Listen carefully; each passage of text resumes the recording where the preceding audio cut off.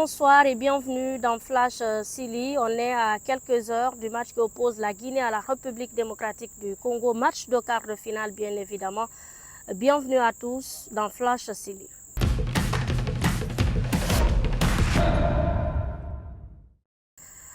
Actu Silly avec les images de la dernière séance d'entraînement du Silly national de Guinée. Avant donc cette opposition face à la République démocratique du Congo, l'équipe s'est entraînée au lycée technique de Cocody avec un groupe presque au complet.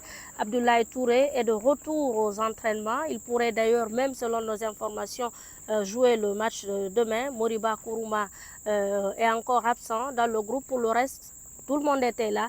La séance s'est déroulée sans problème selon donc nos informations. Et bien avant cette séance d'entraînement, il y a eu bien sûr la traditionnelle conférence de presse accompagnée d'Amadou Diawara. Kaba Diawara a répondu aux questions des journalistes. Le sélectionneur guinéen, vous allez l'entendre, a envie d'aller jusqu'au bout de cette CAN. Ben, il y a de la place, on fait partie du top 8 maintenant, donc c'est vrai, c'est gratifiant, mais quand on est là maintenant, on a envie d'aller plus loin, c'est sûr. Et mes gars sont, voilà, c'est des compétiteurs. Ils savent très bien ce qui nous attend demain. On joue la RDC et il faut gagner pour aller voir ce qui se passe un petit peu au-dessus et pourquoi pas encore au-dessus. Donc, on va pas jouer les fanfarons. On n'est pas là pour ça. On n'est pas comme ça. On reste humble. On reste à notre place, mais on sera prêt demain, croyez-moi. Kaba Diawara, qui n'est pas prêt donc à plier bagage, il a d'ailleurs dit à un confrère congolais qui lui demandait s'il était prêt à battre la République démocratique du Congo ou s'il pensait déjà à plier bagage. La réponse dans l'ironie de Kaba Diawara. Suivez. Et plier les valises, non, attends un peu quand même. Non, là c'est... Moi je vous dis que ce soit même des Marseillais en face... c'est pareil, et je crois que mes gars sont vraiment dans le même état d'esprit. Et c'est clair que demain, il y a soit vous, soit nous, on va rentrer à la maison. Ça, c'est la logique de cette compétition. On va essayer que ce soit vous. Et après, je sais pas comment on va jouer, mais on va tout faire pour vous renvoyer avec votre chicotte là. On va essayer de vous renvoyer demain. De l'autre côté, Sébastien de Sabre, sélectionneur de la République démocratique du Congo, a loué les mérites de l'équipe guinéenne, même si, bien sûr, le sélectionneur espère tout de même gagner cette partie. La Guinée, ça fait quelque temps qu'il y a quelque chose qui se passe dans cette équipe et elle le valide sur cette CAN et je pense qu'elle mérite de le valider sur cette CAN. Il faut louer le travail de Kaba et la discipline tactique, sincèrement, qu'il y a sur le terrain. C'est une des équipes qui a vraiment une organisation de jeu qui est de très haut niveau. Donc, non, nous, on sait qu'on a la capacité, si on fait un bon match, de l'emporter, comme on sait que la Guinée a ses chances aussi. C'est ça qui fait la beauté du match de demain. Et Kaba Diawara qui s'est également prononcé sur les larmes qu'on a vues après la victoire guinéenne face à la Guinée équatoriale. Le sélectionneur a raconté ce moment particulier. Suivez. Ils nous ont refusé un but auparavant, on vient de prendre un penalty, on est 10 contre 11, on fait nos changements et je me vois aller vraiment en prolongation. Donc je disais à Fousseni, je veux pas y aller, je veux qu'on marque, je veux qu'on marque. Et après je vois le ballon rentrer, donc je sais pas, il se passe un truc dans ma tête, je me mets à pleurer. Et je crois que c'est Amadou qui vient aussi, il saute sur moi. Donc on est passé par des moments vraiment difficiles, lui et moi. Donc on sait, ça fait longtemps qu'on est là. Et donc on a tous en mémoire les précédents échecs. Et pour le pays, c'était vraiment important. Alors on croit vraiment en ce qu'on fait. Et je savais en plus en marquant à ce moment-là que c'était un coup KO. Et c'est ça qui s'est passé. Donc moi à la fin du match, je l'ai même pas vu.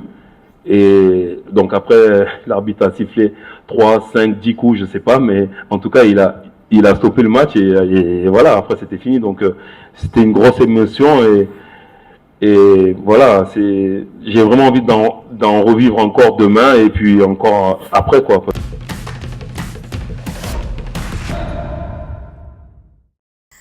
Fun time avec les supporters guinéens à la veille donc de ce choc face à la République démocratique du Congo. Des supporters qui sont bien évidemment guinéens pour beaucoup, mais pour le reste, on peut également compter sur d'autres nationalités comme les Maliens ou encore les Ivoiriens qui soutiennent le Sili national de Guinée. On les a rencontrés dans la ville d'Abidjan pour vous alors qu'ils étaient venus chercher des tickets pour aller soutenir le Sili. Suivez.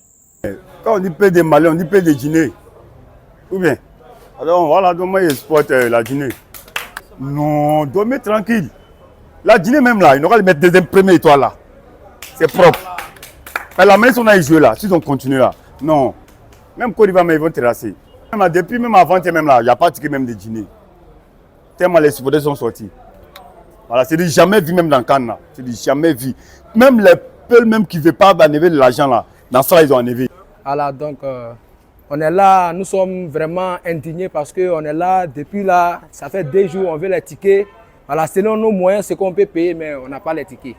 Et vraiment ça, vous devez revoir cette histoire des tickets. Voilà, pour ne pas que ça nous perturbe lors des demi-finales et autres. Non, bon, par rapport au match de demain, on a le sentiment que le Sili national peut gagner, peu importe le score. En tout cas, l'essentiel, c'est la victoire. On n'a qu'à gagner, on va aller en demi-finale. On est là depuis 7 heures, on n'a pas eu le ticket. Quand on est venu ici, on dit notre ticket, c'est qu'on vend ici, là, c'est pour 10 000.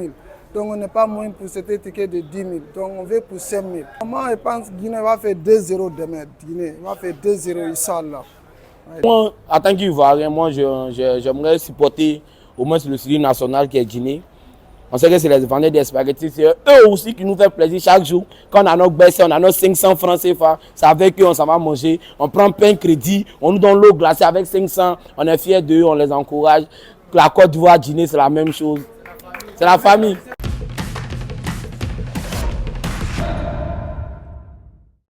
Il a porté pendant longtemps le brassard de capitaine de l'équipe guinéenne. Camille Zayat est fort de plus de 40 sélections avec le Sili national de Guinée, avec au total 4 buts marqués pour le Sili national. Nous avons rencontré l'ancien défenseur du Sili national de Guinée qui a bien voulu nous expliquer l'histoire de sa première CAN. Suivez.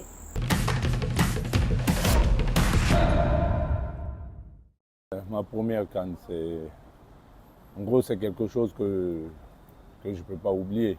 C'était en 2008 au Ghana. Et quand il m'a appelé, je l'ai remercié, j'ai dit merci coach. Et quand j'ai raccroché le téléphone, j'ai sauté de joie et tout de suite derrière, j'ai appelé ma mère.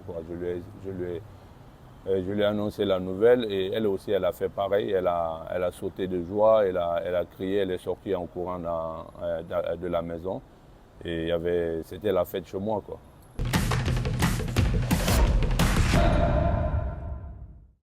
Déjà, ce qui m'a marqué, la première chose qui m'a marqué, c'était la veille de match. On nous appelle de Conakry pour nous dire qu'il ne fallait pas que l'équipe ghanéenne rentre, parce qu'on jouait contre le Ghana en match d'ouverture, qu'il ne fallait pas que l'équipe ghanéenne rentre avant nous au stade. Il fallait tout faire pour rentrer avant eux, et sinon c'était la défaite derrière, quoi. Vous savez, les suspicions en Afrique et tout. Donc nous, on est arrivés au même moment que les Ghanéens sur le terrain et il fallait absolument qu'on rentre avant eux. On a tout fait.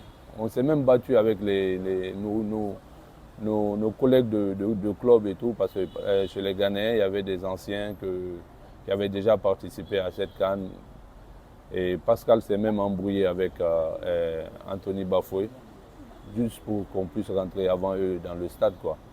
On a tout fait. Et derrière, on nous dit, bon, comme vous ne pouvez pas rentrer avant eux, jetez les ballons dans le stade. Donc nous, on a ramassé les ballons dans le bus, on les a jetés dans le stade et tout. Donc c'est ce qui m'a marqué. C'est ce qui m'a marqué parce que j'entendais des choses comme ça, mais j'y croyais pas. Donc quand moi je suis arrivé, je suis tombé dans la réalité de ça et j'étais tellement étonné que ça m'a marqué, quoi. Je ne me rappelle plus, je sais quand même qu'on avait perdu. Et moi, j'étais sur le banc. Et ça aussi, ça me faisait mal de jouer tous les matchs de la qualif et qu'on arrive à la compétition. Moi, j'étais remplaçant.